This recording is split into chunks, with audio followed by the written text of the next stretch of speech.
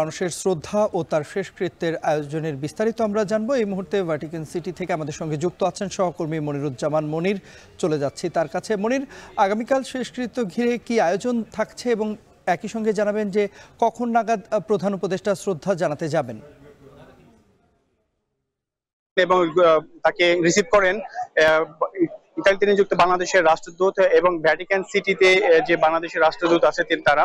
এবং আশা করা যাচ্ছে যে সেখান থেকে সরাসরি ভ্যাটিকান সিটিতে সান পিটার্স স্কোয়ারে, যেখানে পোপ ফ্রান্সিসকে উন্মুক্ত করে দিয়েছে সকলকে দেখার জন্য, সেখানে তারা এখানে আসবেন এবং শেষ বারের মতো তাকে শ্রদ্ধা জানাবেন এবং তাকে দেখবেন। এবং আগামীকাল সকাল 9:30টার সময় পোপ ফ্রান্সিসের শেষকৃত্য অনুষ্ঠানে ডক্টর ইউনূস এখানে এই সান পিটার্স স্কোয়ারে আসবেন এবং তার শেষকৃত্য অনুষ্ঠানে তিনি অংশগ্রহণ করবেন। এবং তার সাথে এখানে থাকবেন বিশ্বের বিভিন্ন নামকরা যে রাষ্ট্রপ্রধানরা আছেন, প্রভাবশালী যে রাষ্ট্রপ্রধানরা আছেন, তার মধ্যে উল্লেখযোগ্য হচ্ছে আপনার আমেরিকান প্রেসিডেন্ট ডোনাল্ড ট্রাম্প এখানে থাকবেন।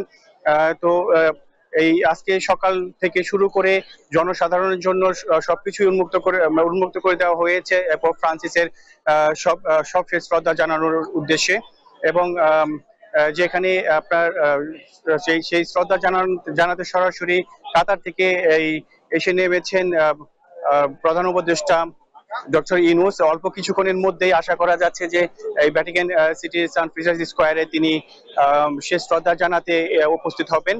এবং এখানে তার আজকে এই পর্যন্ত তার একটি কার্যক্রম থাকবে এবং আগামীকাল সকাল 9:30টার সময় আবার তিনি এই সান পিটার্স স্কোয়ারে আসবেন তার শেষকৃত্য অনুষ্ঠানে যোগদানের উদ্দেশ্যে।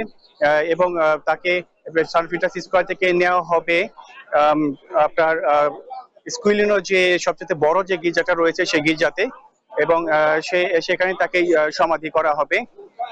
তন্ময়, এই ছিল ভ্যাটিকান সিটি থেকে পোপ ফ্রান্সিস নিয়ে সর্বশেষ খবর।